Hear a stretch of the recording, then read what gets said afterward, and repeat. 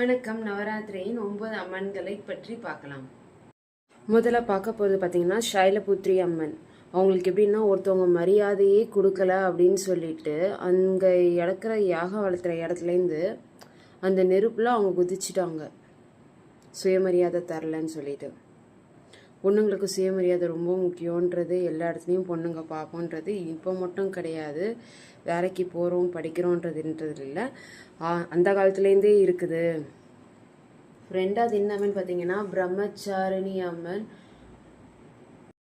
சிவனை கல்யாணம் பண்ணிக்கணும்னு சொல்லிட்டு நம்ம பிரம்மச்சாரிணி அம்மன் வந்துட்டு கடும் விரதத்தில் இருப்பாங்க.